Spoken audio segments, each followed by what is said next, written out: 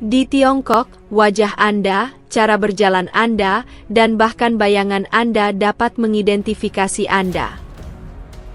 Pemerintah telah menginvestasikan miliaran dalam sistem pengawasan yang sangat canggih, yang dapat melacak lebih dari 1,4 miliar orang, hampir seluruh populasi negara tersebut.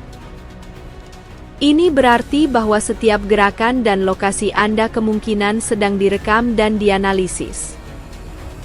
Beberapa orang melihat ini sebagai adegan dari film distopian, sementara yang lain melihatnya sebagai tindakan yang diperlukan untuk menjaga ketertiban dalam masyarakat yang kompleks.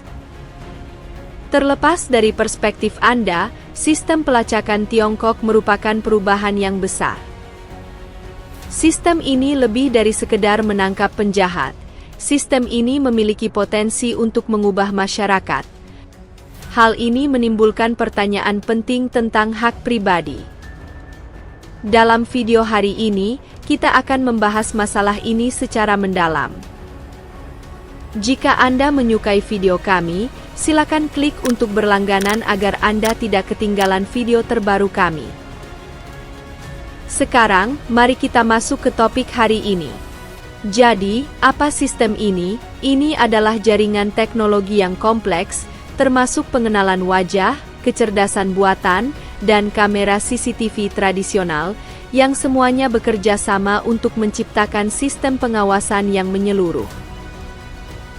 Komponen-komponen ini beroperasi secara serempak, menjadikannya alat yang ampuh untuk pemantauan, yang digunakan untuk segala hal, mulai dari pencegahan kejahatan hingga manajemen lalu lintas. Ini bukan hanya tentang keselamatan, ini juga tentang efisiensi dan kontrol. Pemerintah Tiongkok mengatakan ini untuk keselamatan publik dan ketertiban sosial.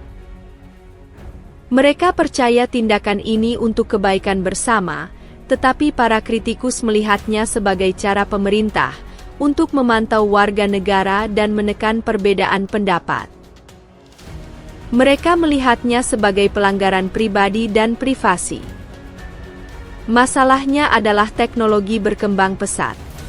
Peningkatan kecerdasan buatan dan pengenalan wajah membuat sistem ini lebih efektif. Ini meningkatkan risiko penyalahgunaan. Perbedaan antara keamanan dan pengawasan menjadi kurang jelas.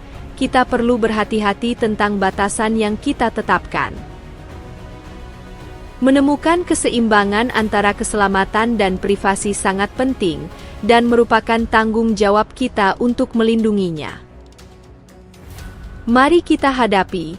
Pikiran untuk diawasi sepanjang waktu itu meresahkan, seperti berada dalam film horor, di mana bahaya selalu ada, tetapi tidak terlihat.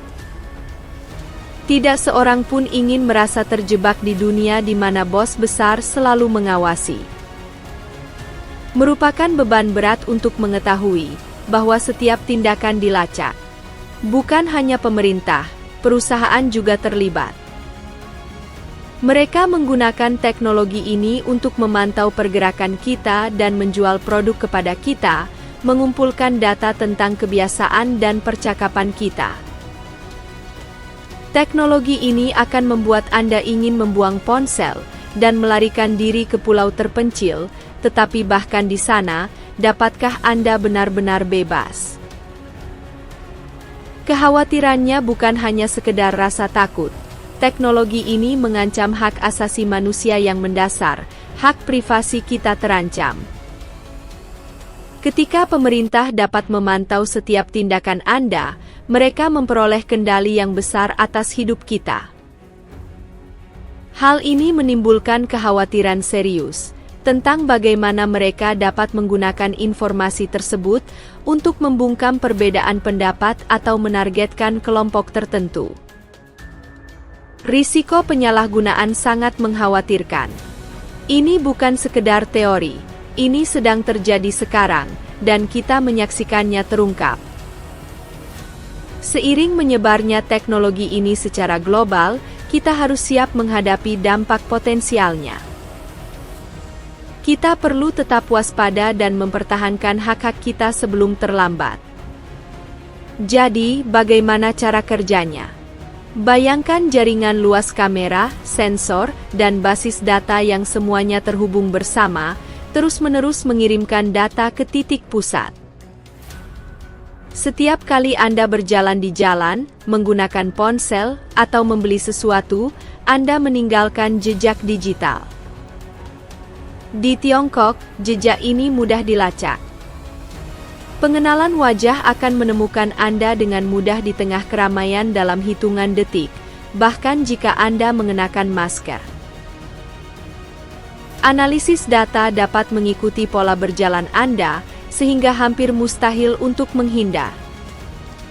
Dengan kecerdasan buatan, sistem ini dapat menganalisis data dan memprediksi langkah Anda selanjutnya, bahkan sebelum Anda memikirkannya. Ini seperti memiliki bayangan digital yang merekam semua yang Anda lakukan. Bagi pemerintah Tiongkok, bayangan ini adalah harta karun informasi. Harga keamanan memang mahal, tetapi seberapa besar privasi yang rela kita korbankan untuk itu? Ini adalah masalah yang sulit dipecahkan tanpa solusi yang jelas. Di satu sisi, kita semua menginginkan keamanan, dan ingin pemerintah melindungi kita dari bahaya. Di sisi lain, kita tidak ingin hidup dalam masyarakat yang setiap tindakannya dipantau. Kita tidak perlu takut pada pemerintah kita sendiri. Ini adalah masalah sensitif, yang memerlukan pertimbangan cermat dalam skala global. Pengawasan tidak lagi menjadi masalah di Tiongkok. Pengawasan telah meluas di seluruh dunia, dari London hingga New York. Pemerintah dan bisnis semakin banyak menggunakan teknologi pengawasan untuk melacak pergerakan kita. Sebagian orang percaya bahwa ini adalah evolusi alami teknologi, dengan alasan bahwa untuk memastikan keamanan, diperlukan beberapa tingkat pemantauan. Namun, sebagian lainnya memperingatkan bahwa kita mungkin tanpa sadar menuju masa depan di mana privasi tidak lagi ada. Masa depan pengawasan masih terus berkembang, dan terserah kita untuk membentuk dunia seperti yang kita inginkan. Menemukan keseimbangan yang baik antara keamanan dan privasi di era pengawasan massal ini sangat penting. Seiring kemajuan teknologi, pertanyaan ini menjadi semakin penting. Pertanyaan ini rumit dan memerlukan pertimbangan yang cermat dari berbagai sudut pandang. Kita harus mulai dengan memahami konsekuensi dari keputusan kita, dan terlibat dalam diskusi serius tentang kompromi yang bisa kita terima. Ini berarti melibatkan semua orang dalam percakapan tentang seberapa banyak privasi yang siap kita korbankan demi keamanan. Ini adalah masalah pribadi dan sosial yang perlu dipikirkan secara seksama. Kita harus mempertimbangkan perlindungan apa yang diperlukan untuk mencegah penyalahgunaan teknologi. Penting untuk memikirkan regulasi dan standar etika. Kita juga harus menuntut transparansi dari pemerintah dan perusahaan kita, karena transparansi membangun kepercayaan dan akuntabilitas.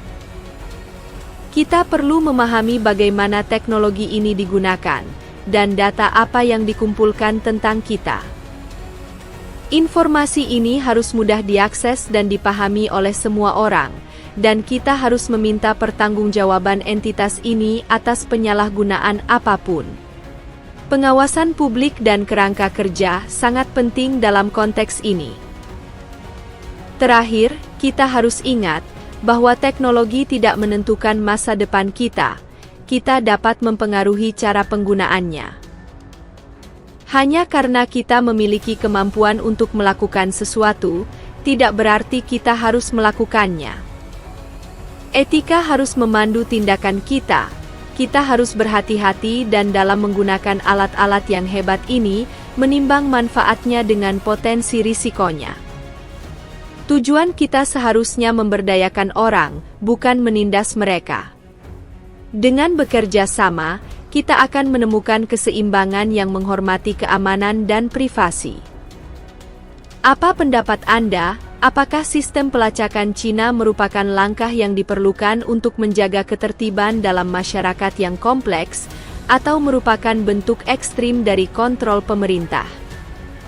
Jika Anda merasa video ini informatif, harap ingat untuk menyukai, membagikan, dan berlangganan untuk mendapatkan video terbaru kami.